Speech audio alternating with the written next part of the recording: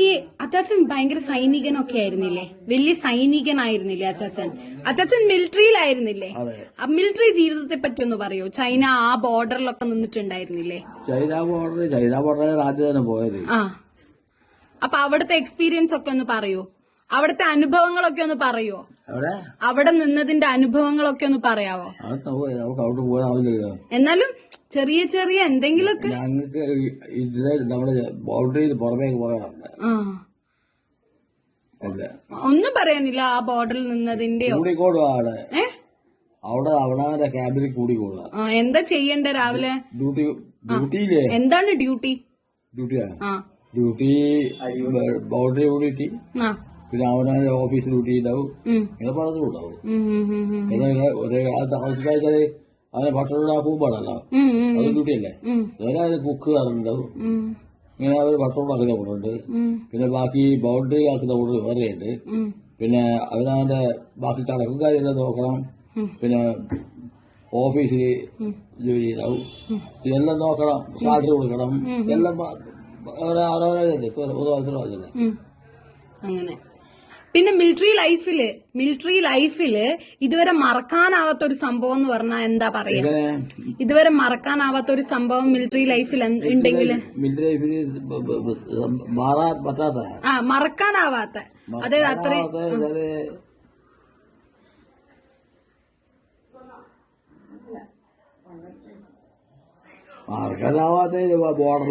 ബോർഡറിൽ എന്താണ് ചലഞ്ചിങ് ആയിട്ടുള്ള എന്തെങ്കിലും ഉണ്ടോ? ചലഞ്ചിങ് ആയിട്ടുള്ള ചിലവരൊക്കെ പറയില്ലേ മരണം മുന്നിൽ, അങ്ങനത്തെ എന്തെങ്കിലും ഒരു മുഹൂർത്തങ്ങളൊക്കെ ഉണ്ടായിട്ടുണ്ടോ? മരണം മുന്നിൽ കണ്ടിട്ടുണ്ട് എന്നൊക്കെ ചിലവര് പറഞ്ഞു കേട്ടിട്ടുണ്ട്. അങ്ങനെ എന്തെങ്കിലും സാഹചര്യങ്ങൾ അല്ലെങ്കിൽ പോകുമ്പോഴേ അവിടെ കിടന്നോളൂ, അതേ ഉള്ളൂ. ഇപ്പൊ ബോംബാട്ട് ഉണ്ടാവുമ്പോഴേ അവിടെ കിടന്നോളൂ. എന്റെ ദർശന്റെ ദർശനേ ഇല്ല. ഇപ്പൊ ഗർണേഡ് ഉണ്ടാവും, ഗർണേഡ് എറിയുമ്പോഴേ അത് ഇവിടെ നമ്മൾ എറിഞ്ഞു കഴിഞ്ഞാല് പൊങ്ങിപ്പോയിട്ട് വീഴും. വീണിട്ട് അത് ആലോറി തെറിക്കുകയും മനസ്സിലായേ. ആ തെറിക്കുമ്പോഴേ നമ്മൾ അവിടെ കിടന്നിട്ടില്ലെങ്കിൽ കഴിഞ്ഞു. അങ്ങനെയാണല്ലേ.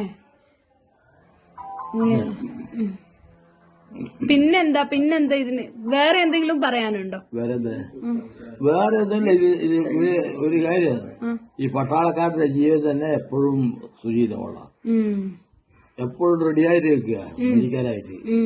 ഞങ്ങളിത് പോകുന്ന തന്നെ തയ്യാറായിട്ട് പോകുന്ന, ഒന്നുകിൽ ജീവിക്കുക അല്ലെങ്കിൽ മരിക്കുക. ഈ ചൈന ബോർഡറിലൊക്കെ നിന്നുകൊണ്ട് ചോദിക്കുകയാണ്, ചൈനനെ കുറിച്ചുള്ള അഭിപ്രായം എന്താണ്? ചൈന ബോർഡറിലൊക്കെ നിന്ന ഒരാളാണല്ലോ. ചൈന ബോർഡറിലൊക്കെ നിന്ന ഒരാളാണല്ലോ, അതുകൊണ്ട് ചോദിക്കുകയാണ് ചൈനക്കാരെ കുറിച്ച്.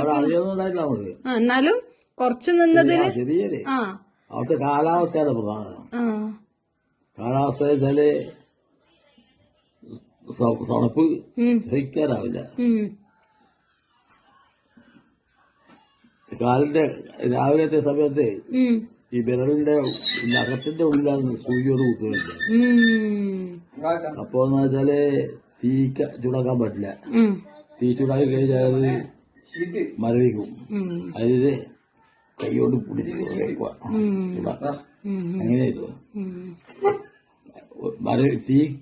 തീയോട് ചൂടാക്കിയോ അത് കട്ട് ചെയ്തിട്ടുണ്ട്. സിംല വഴിക്കാറുള്ള പോലെ സിംല തന്നെ ഒരു ഇതാണ്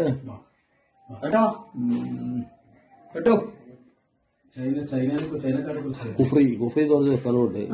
അവിടെ ഞങ്ങള് കുറച്ച് പ്രൈവറ്റ് ചെയ്തിട്ടുണ്ട്.